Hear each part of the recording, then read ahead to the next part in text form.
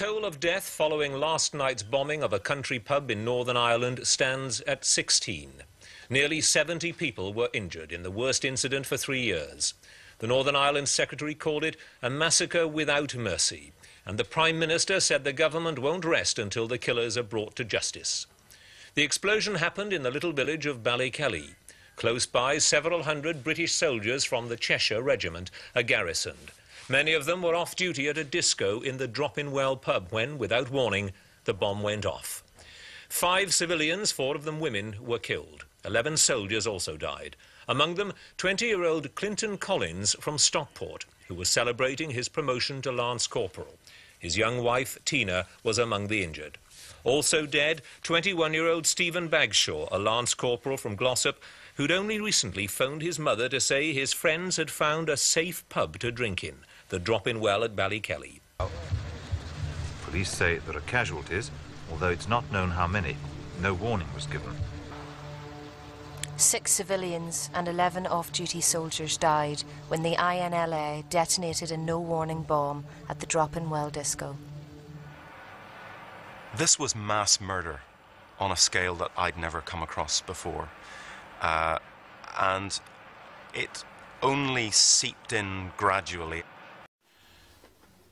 We've been speaking to members of the Northern Ireland Veterans Association who are campaigning for justice. First off, these people shouldn't have to campaign for justice. They're on about a statute of limitation. They don't need it. They shouldn't have to ask for it. If anything needs to be done, the Queen needs to come out and give a pardon to all her troops who serve for God, Queen and country.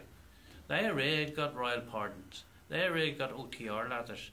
But putting all that to the side, these people are trying to raise money to do a documentary or do a film about the sacrifice made by the British Army and also members of the RUC. I would call on people to support that. Now, I know people have been trying to rubbish them on certain issues. Yes, there's things we'll not agree with. There's always things we don't agree with. But we know only too well what it's like to be attacked and intimidated by people who've got another agenda. These people have one agenda, and that's justice for the soldiers and the police who served Northern Ireland. We put them there.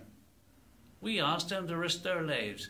And for anybody to turn around and say that they did this wrong, they did that wrong, you go out onto the road to protect the community and get shot at, and you have a split second to make a decision and tell me that you would say, well, I'll maybe shoot at that or I'll maybe shoot at this. The reality is you return fire as quickly as you can to put their heads down. That is the way you're trained. Now, they're holding a rally on the 3rd of February.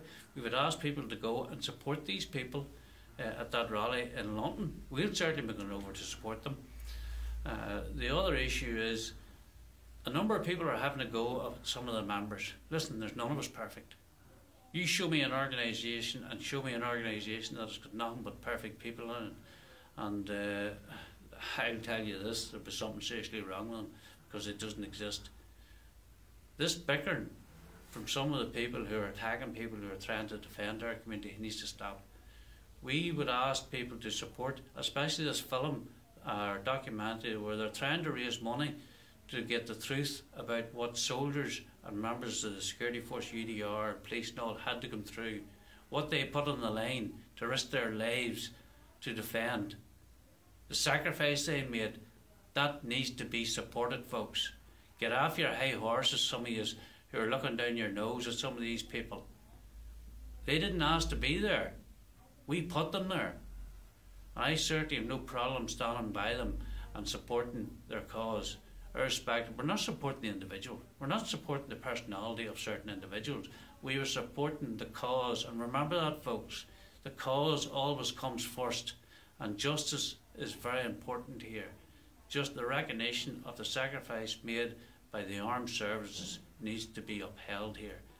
It needs to be remembered instead of the IRA being put on a pedestal the way they have in the past. Support them on the 3rd of February at the parade or the rally in London. We'll certainly be over. We've been asked to attend and we'd be quite happy to attend. Matter of fact, we feel it a privilege that we're attending this parade. And we would say this page, the page up and going, a give page, I think it is, where you can support these people. That's what the money's going for, to write the history and to tell the suffering and pain that their families and their loved ones went through and what the soldiers went through. Let's take these IRA men on at their own game. Let's fight fire with fire, and let's start supporting each other.